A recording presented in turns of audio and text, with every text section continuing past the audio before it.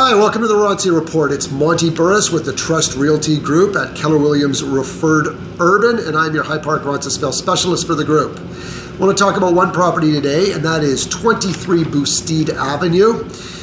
First off, let's get to the details, then I'll talk about the pluses and the minuses of this big property. First off, it's a 30 by 163 foot deep lot, and it's a 3-story detached unit with a right-of-way access to a back car park in the backyard.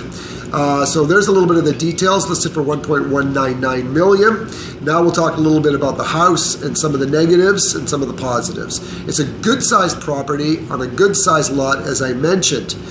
However, even though there has been some renovations, mainly in the kitchen, and it has a nice deep basement, and apparently there's no knob and tube, the house is quite chopped up and has been quite chopped up into kind of sectional rooms over time. I imagine that there's been a number of renovations in this big old house, and the effects of it mean that it's kind of disjointed. Let's just say that.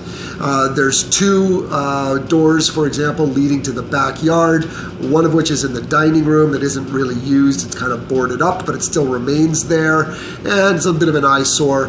But otherwise, I mean, the house has got a great frame and is going to be a good structure for somebody who wants to make its own mark on it. Boustead's a lovely street. It's a street that runs east-west. This 23 happens to be on the eastern kind of side of the street, which has some pluses and some minuses. First off, it's very close to Roncesvalles, where Roncesvalles and where Dundas meet, and so some may view that is nice to be able to walk just down the street to the Starbucks or some of the shopping along there and walk to the Bloor Street subways, but some may also see it as a negative in that you're closer to the traffic. It also is kind of at the terminal of Alhambra Street.